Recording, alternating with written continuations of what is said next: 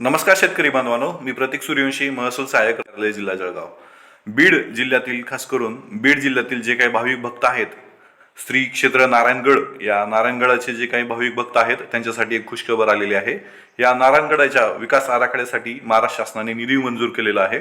तो निधी नेमका किती आहे, तो कोणाला हस्तांतरित करण्यात येणार आहे आणि कशा प्रकारे ह्या नारायणगडाचं काम होईल या संदर्भात मी माहिती देणार आहे. त्यामुळे व्हिडिओ संपूर्ण पहा अशी विनंती करतो.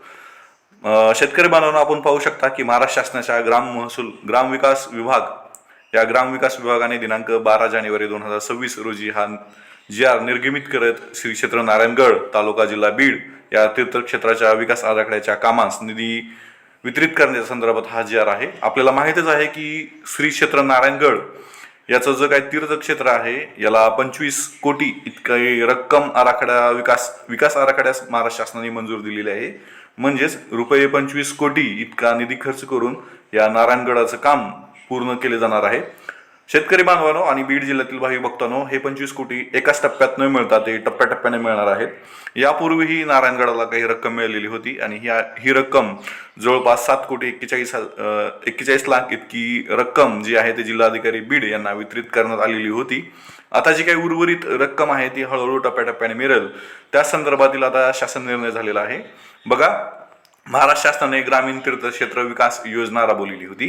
या योजनेअंतर्गत ग्रामीण तीर्थक्षेत्रांना महाराष्ट्र शासन निधी वितरित करत असतं.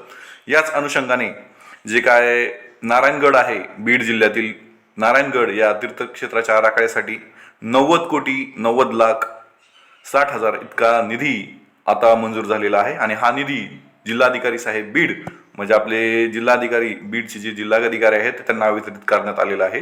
त्यांच्या अंडर हा निधी असेल आणि या सर्व कामाला पुढे जिल्हाधिकारी बीड साहेब मान्यता देतील आणि याचा प्रत्यक्ष खर्च ते करतील असं सांगितलेलं आहे. ह्या निधीचं जी काय आहे या निधीचा योग्य तो वापर जिल्हाधिकारी बीड साहेबांनी करावा या दृष्टीने दक्षता घ्यावी असं यात सांगितलेलं आहे. त्याचप्रमाणे कार्यकारी अभियंता सार्वजनिक बांधकाम विभागाचे बीड जे आहे यांनी केलेल्या खर्चाचा आढावा घेऊन जो आहे तो महालेखापाल कार्यालयात सादर करावा आणि त्या खर्चाचा ताळमेळ घालावा अशी जबाबदारी या 2 व्यक्तींवर टाकलेली आहे. एक तर आपल्या बीड जिल्ह्याचे जिल्हाधिकारी साहेब आणि त्यानंतर कार्यकारी अभियंता जे काय आहेत PWDचे बीडचे यांच्यावर टाकलेले आहेत.